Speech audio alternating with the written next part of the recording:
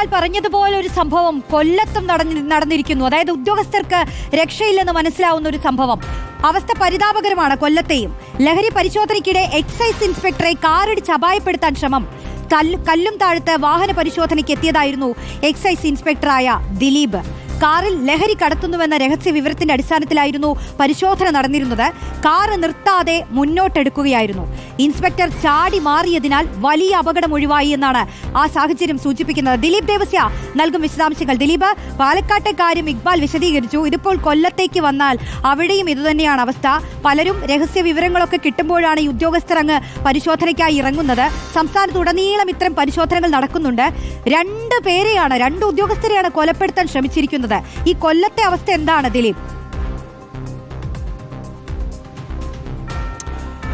റോഷ്നി, ഇന്നലെ വൈകിട്ടാണ് ഈ എക്സൈസ് സംഘത്തിന് രഹസ്യ വിവരം ലഭിക്കുന്നത്. അത് ഒരു കാറിൽ ലഹരി കടത്തുന്നു എന്നുള്ളൊരു വിവരം, ഒരു സ്വിഫ്റ്റ് കാറിൽ ലഹരി വരുന്നുകൊണ്ടുള്ള വിവരത്തിൻ്റെ അടിസ്ഥാനത്തിൽ എക്സൈസ് സംഘം വാഹന പരിശോധന കർശനമാക്കി. ഈ സാഹചര്യത്തിലാണ് ഈ ഒരു വാഹനം നിർത്താതെ പോകുകയും ആ വാഹനത്തിനെ പിന്തുടർന്നെത്തിയ എക്സൈസ് സംഘം കല്ലും താഴത്ത് വെച്ച കാറിനെ കൈ നീട്ടുകയും അപ്പോൾ കാർ ഇടിച്ചു വീഴ്ത്താൻ, അത് എക്സൈസ് ഓഫീസറായ ദിലീപിനെ ഇടിച്ചു വീഴ്ത്താൻ ശ്രമിക്കുകയും ചെയ്തു.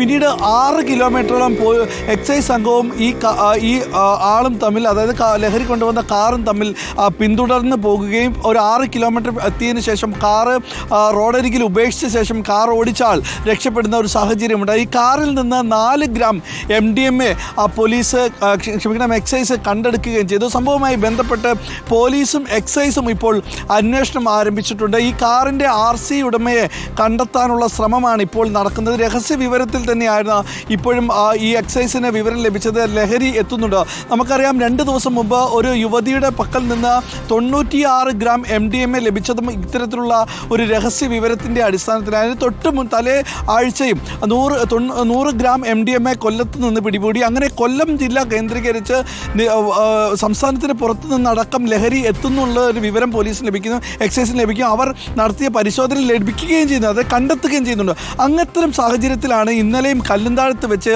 എക്സൈസ് ഇൻസ്പെക്ടറുടെ നേതൃത്വത്തിൽ അന്വേഷണ സംഘം ഈ വാഹന പരിശോധന നടത്തുന്നത്. അതിനിടയിലാണ് ഈ ആക്രമിക്കാനുള്ള ഒരു സാഹചര്യങ്ങളടക്കം ഉണ്ടായത്. എന്തായാലും നാട്ടുകാരടക്കം ഇപ്പോൾ എക്സൈസിനൊപ്പവും പോലീസിനൊപ്പവും ഉണ്ട്. എന്തായാലും ലഹരിക്കെതിരെ നാട്ടുകാരും പോലീസും എല്ലാം തന്നെ